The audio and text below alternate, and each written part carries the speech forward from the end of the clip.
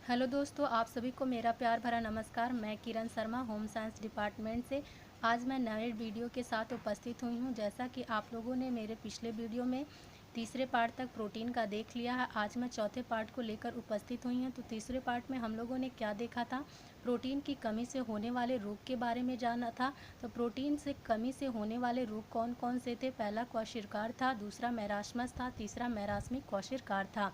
तो हम लोग अगर बीमारी हो गई है तो उसका उपचार भी करना ज़रूरी होता है। तो हम लोग आज क्वाशिरकार एवं सूखा रोग के उपचार के बारे में बात करेंगे। अगर ये बीमारी हो भी गई है तो हम लोग कैसे उसका उपचार कर सकते हैं, आइए हम लोग जानते हैं, उसके बारे में पढ़ते हैं। तो देखिए आप लोग, क्वाशिरकार एवं सूखा रोग का उपचार कैसे करते हैं। क्वाशिरकार एवं सूखा रोग का उपचार या किसी भी रोग का उपचार हम लोग पौष्टिक आहार को देकर कर सकते हैं, क्योंकि पौष्टिक आहार में सारे न्यूट्रिएंट उपस्थित होते हैं जो हमारे शरीर के वृद्धि एवं विकास करते हैं, हमारी कोशिकाओं की टूट फूट की मरम्मत करते हैं और हमारे शरीर को सुचारू रूप से चलाने योग्य बनाते हैं। तो आइए हम भोजन द्वारा किस तरीके से हम लोग उपचार कर सकते हैं क्वाशिरकार एवं सूखा रोग का, तो उसके बारे में हम लोग जानते हैं। वसा रहित दूध देना चाहिए। वसा रहित का मतलब होता है कि उसमें वसा की मात्रा ना हो, ऐसा दूध उन लोगों को देना चाहिए। वसा की मात्रा को निकाल देना चाहिए और फिर दूध को देना चाहिए। इनके भोजन में घी, तेल, मिर्च, मसाला शामिल नहीं करना चाहिए। अगर आप घी देते हैं तो भी उसमें वसा उपस्थित रहती है, तेल देते हैं तो भी उपस्थित रहती, और मिर्च मसाले जो होते हैं ये पेट के लिए काफ़ी नुकसानदेह होते हैं, इसलिए इनको नहीं देना चाहिए। तो आइए, क्वाशिरकार एवं सूखा रोग से पीड़ित रोगी को सूप, छाछ, फलों का रस, चावल का पानी, दाल का पानी आदि देना चाहिए। सूप जो होता है सब्जियों से बना होता है, जिसमें भरपूर प्रोटीन होता है, विटामिन्स होते हैं और खनिज लवण भी उपस्थित होते हैं। छाछ में भरपूर मात्रा में प्रोटीन पाया जाता है और फलों के रस में विटामिन उपस्थित होते हैं। ठीक, तो आइए, चावल का पानी। चावल के पानी में कार्बोहाइड्रेट पूरी तरह से उपस्थित होता है, जिसको हम लोग माड़ भी बोल सकते हैं। दाल का पानी। दाल के पानी में प्रोटीन उपस्थित होता है। इन सब चीज़ों का क्वाशिरकार एवं सूखा रोग से पीड़ित बच्चों के लिए ज़्यादातर प्रयोग करना चाहिए। हरे पत्तेदार सब्जियों का प्रयोग करना चाहिए। हरे पत्तेदार सब्जियों में क्या होता है, प्रोटीन भरपूर मात्रा में उपस्थित होता है और खनिज लवण भी उपस्थित होते हैं। अगर रोगी के शरीर में सूजन हो तो नमक नहीं देना चाहिए। जैसा कि क्वाशिरकार के रोगियों में क्या होता है, सूजन आ जाता है, तो ऐसे बच्चे को नमक नहीं देना चाहिए। इनके भोजन में खनिज लवण भी शामिल करने चाहिए। शिशु को गंदी आदतों से बचाना चाहिए। शिशु में कई तरह के गंदी आदतें होती हैं, जैसे अंगूठा चूसना, नाक में उंगली डालना। तो इन सब बुरी आदतों से इनको बचाने का प्रयास करना चाहिए। चिकित्सक से इलाज करवाना चाहिए। ऐसे चिकित्सक से इनका इलाज करवाना चाहिए जो बच्चे के ही एक्सपर्ट हों, उन्हीं से इनका इलाज कराना चाहिए। तो आइए हम लोग बड़ों में प्रोटीन की कमी से होने वाले रोग के बारे में जान लेते हैं। तो बड़ों में भी प्रोटीन की कमी होती है। तो बड़े में क्या प्रोटीन की कमी होती है? रक्तहीनता रोग हो जाती है। रक्तहीनता का मतलब क्या होता है? ब्लड की कमी हो जाती है। ब्लड की कमी कैसे होती है? जब हम लोग भोजन में प्रोटीन की मात्रा कम कर देते हैं तो हमारे शरीर में हीमोग्लोबिन जो होता है बनना बंद हो जाता है और रक्त की कमी होने लगती है। तो और सूजन हो जाता है, शरीर में सूजन हो जाते हैं, थकान हो जाती है। थकान क्यों होती है? जब हम किसी भी कार्य को करते हैं तो हमारे कोशिकाओं की टूट फूट की मरम्मत होती है और प्रोटीन की कमी के कारण इसका पुनः निर्माण होने में देरी होता है। इस वजह से थकान महसूस होता है। घाव का धीरे धीरे भरना। घाव का धीरे धीरे भरना का क्या मतलब है कि यहाँ पे प्रोटीन की कमी अगर होगी तो घाव धीरे धीरे भरेंगे। क्यों? क्योंकि अगर प्रोटीन जो होता है वो तंतुओं की टूट फूट की मरम्मत करता है। अगर हमें घाव लग जाता है तो वहाँ की तंतुएं जो होती हैं वो क्षतिग्रस्त हो जाती हैं, तो उनको भरने के लिए प्रोटीन की कमी है तो वो धीरे धीरे भरता है। अगर प्रोटीन की कमी नहीं है तो घाव जल्दी भर जाते हैं। तो आइए हम लोग आगे चलते हैं और इसके बारे में जानते हैं। पौध में प्रोटीन की कमी को जानते हैं। पौध में प्रोटीन की कमी कैसे होती है? यहाँ तक कि हम बात करें कि पौधों में प्रोटीन की कमी नहीं होती है। कभी कभी ऐसा कंडीशन होता है कि उनमें प्रोटीन की कमी होने लगती है। अगर वो किसी बीमारी से संक्रमित हो जाते हैं, बार बार संक्रमित होते हैं, तब उन्हें प्रोटीन की कमी उनके शरीर में हो जाती है, या ऑपरेशन के दौरान उनके रक्त ज़्यादा बह जाता है, इस कंडीशन में उनको प्रोटीन की कमी हो जाती है। या तो बात करें प्रोटीन का अवशोषण ठीक प्रकार से नहीं हो पाता है। बड़ों में जो होता है, पेट की अगर गड़बड़ी है, अगर उनका भोजन अच्छे से नहीं पचता है तो भी उनके अंदर प्रोटीन की कमी हो जाती है। तो आइए हम लोग प्रोटीन के पाचन के बारे में जानते हैं। प्रोटीन का पाचन हमारे शरीर में कैसे होता है, ठीक है। तो हम लोग जानते हैं प्रोटीन का पाचन मुंह में नहीं होता है। तो जैसा कि आप लोग जान लीजिए, ये काफ़ी इम्पॉर्टेंट है, ये पूछता भी है कि प्रोटीन का पाचन कहाँ पे होता है। तो ये जान लीजिए कि आप प्रोटीन का पाचन मुंह में नहीं होता है, ठीक। मुंह में लार होते हैं जो भोजन को चिपचिपा बनाने का कार्य करते हैं, ठीक। लार में टाइलिन नामक एंजाइम पाया जाता है जो स्टार्च को ही कुछ हद तक पचा पाता है, अन्यथा किसी भी चीज़ को ये नहीं पचाता है। तो आइए हम लोग प्रोटीन के पाचन को कितने भागों में बांटते हैं। प्रोटीन का जो है पाचन आहार नाल के 3 स्थानों में होता है। आहार नाल में प्रोटीन का पाचन होता है और आहार नाल में 3 ऐसे स्थान होते हैं जहां प्रोटीन का पाचन होता है।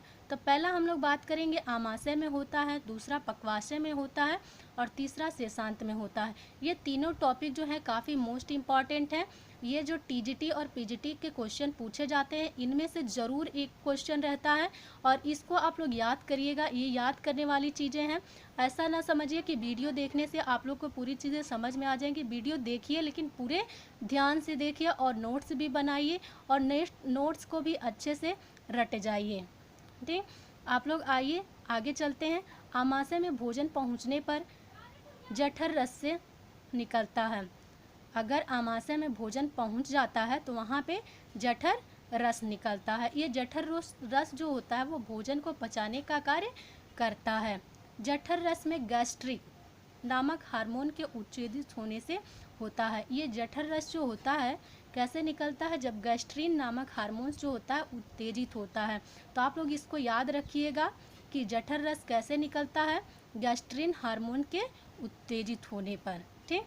आइए, जठर रस जो होता है अम्लीय प्रकृति के होते हैं, इसको भी याद रखिएगा कि जठर रस कौन से प्रकृति के होते हैं, अम्लीय प्रकृति के होते हैं। आइए आगे चलते हैं, हम लोग जानते हैं जठर रस में क्या क्या चीज़ें उपस्थित होती हैं, तो उसके बारे में हम लोग जानते हैं। जठर रस में 90% तक जल उपस्थित होता है, 0.5% हाइड्रोक्लोरिक अम्ल उपस्थित होता है, पेप्सिन उपस्थित होता है एवं रेनिन एंजाइम भी उपस्थित होता है। हाइड्रोक्लोरिक अम्ल जो होता है भोजन में उपस्थित हानिकारक जीवाणु विषाणु को मारने का कार्य करता है। कभी कभी ऐसा होता है कि हमारे भोजन के साथ साथ हमारे शरीर में हमारे भोजन के साथ साथ जीवाणु विषाणु भी पहुंच जाते हैं जो हमारे लिए हानिकारक होते हैं, लेकिन हमारे जो पेट में होता है आमाशय में, वहाँ पे हाइड्रोक्लोरिक अम्ल उपस्थित होता है जो जीवाणु और विषाणुओं को मारने का कार्य करता है और हमारे भोजन को आसानी से पचाता है, ठीक। भोजन जठर रस में मिलकर पूर्ण मंथन से लेई बन जाता है। जब भोजन जठर रस में जाता है तो वहाँ पे रस में मिलकर पूरी तरह से मंथन होता है, तो हमारा भोजन जो होता है लेई के समान हो जाता है, एकदम पूरी तरह से मसल जाता है, जैसे आटा कह सकते हैं उसी तरह बन जाता है। उस लेई को क्या कहते हैं, कायम कहते हैं। इसको भी आप लोग याद रखिएगा।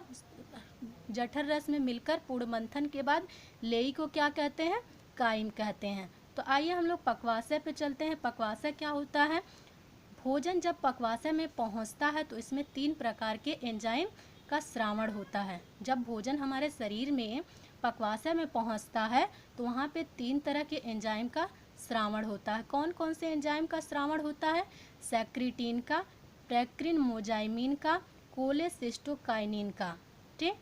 तो आइए हम लोग कोलेसिस्टोकाइनिन रक्त द्वारा यकृत में पहुंच जाता है और पित्त क्षारीय होता है। इसको आप लोग याद रखिएगा, पित्त कैसा होता है, क्षारीय होता है। पक्वाशय में भोजन का माध्यम अम्लीय से क्षारीय हो जाता है। पक्वाशय में सैक्रीन एवं पेनिक्रियोजाइमिन हार्मोन निकलकर रक्त परिसंचरण द्वारा अग्नाशय को उत्तेजित करता है, ठीक। आगे आइए, अग्नाशय के उत्तेजित होने पर अग्नाशयी रस निकलता है। ये क्वेश्चन अक्सर पूछता है कि किसके उत्तेजित होने पर अग्नाशयी रस निकलता है, तो इसका क्या आंसर होगा, अग्नाशय के उत्तेजित होने पर अग्नाशयी रस निकलता है। तो आगे आइए, ट्रिप्सिन तथा काइमोट्रिप्सिन एंजाइम पचे तथा अपचे प्रोटीन को पॉलीपेप्टाइड एवं अमीनो अम्ल बदल देते हैं। यहाँ पे भी एक क्वेश्चन आपका बन रहा है कि पॉलीपेप्टाइड किसके द्वारा अमीनो अम्ल में बदल जाता है, किसके द्वारा बदलता है? ट्रिप्सिन, काइमोट्रिप्सिन एंजाइम पचे अधपचे प्रोटीन को पॉलीपेप्टाइड एवं अमीनो अम्ल में बदल देता है। तो आगे आइए, पकवासे में भोजन तरल हो जाता है जिसे हम क्या कहते हैं? काइल कहते हैं। ये भी काफ़ी मोस्ट इम्पॉर्टेंट है, ये भी क्वेश्चन पूछता है एग्जाम में, तो आप लोग इसको भी नोटिस करिएगा। पकवासे में भोजन क्या हो जाता है? तरल पदार्थ में जब हो जाता है तो उसे क्या कहते हैं? काइल कहते हैं। तो आइए आगे हम लोग चलते हैं। श्लेषांत्र, श्लेषांत्र जो होता है, जब भोजन श्लेषांत्र में पहुंचता है तब यहाँ भोजन में आंत्र रस आकर मिलता है। याद रखिएगा, जब भोजन श्लेषांत्र में पहुंचता है तो वहाँ पे कौन सा रस आकर मिलता है? आंत्र रस आकर मिलता है। आंत्र रस की प्रकृति क्या होती है? वो क्षारीय होती है। इसको भी याद रखिएगा आप लोग, आंत्र रस की प्रकृति क्या होती है? क्षारीय होती है। श्लेषांत रस में भोजन का पाचन क्षारीय माध्यम से होता है। आंत्र रस में इरेप्सिन नामक एंजाइम उपस्थित होते हैं। ये भी याद करने वाली चीज़ है कि आंत्र रस में कौन सी एंजाइम उपस्थित होती है? इरेप्सिन एंजाइम उपस्थित होती है। तो आगे आइए, इरेप्सिन पॉलीपेप्टाइड पर क्रिया करके प्रोटीन को अमीनो अम्ल में बदल देता है। तो आप ये भी एक क्वेश्चन बनता है कि इरेप्सिन किसके द्वारा क्रिया करता है जो अमीनो अम्ल में बदल देता है? तो पॉलीपेप्टाइड के द्वारा। ठीक, तो ये सारे क्वेश्चन जो इसमें हैं दिए हुए काफ़ी मोस्ट इम्पॉर्टेंट है। ये टीजीटी और पीजीटी में ज़्यादातर पूछे जाते हैं यहाँ से क्वेश्चन। तो आइए हम लोग प्रोटीन का अवशोषण के बारे में बात कर लेते हैं। प्रोटीन का अवशोषण कहाँ पे होता है? पचे हुए प्रोटीन का अवशोषण जो होता है आहार नाल के छोटी आंत में होता है। ये भी याद करने वाली चीज़ है, आप लोग इसको ध्यान में रखिएगा। पचे हुए प्रोटीन का अवशोषण आहार नाल के छोटी आंत में होता है। प्रोटीन का अवशोषण कुछ हद तक आमाशय एवं बड़ी आंत में भी होता है। प्रोटीन का अवशोषण कुछ हद तक आमाशय एवं बड़ी आंत में भी होता है। मुझे उम्मीद है कि ये वीडियो आप लोग को काफ़ी पसंद आया होगा और मैं चाहूँगी कि आप लोग मेरे वीडियो को लाइक करें, सब्सक्राइब करें, शेयर करें। तो आप लोगों का बहुत बहुत धन्यवाद। और आप लोग ऐसा जान रहे हैं कि पूरे विश्व में कोरोना वायरस महामारी फैला हुआ है, तो आप लोग सभी लोग अपना ध्यान रखें, सुरक्षित रहें, मास्क पहने, सैनिटाइजर का उपयोग करें, अपने घर में बड़े बुजुर्ग का काफ़ी खासा ख्याल रखें आप लोग। तो आप लोगों से पुनः नमस्कार।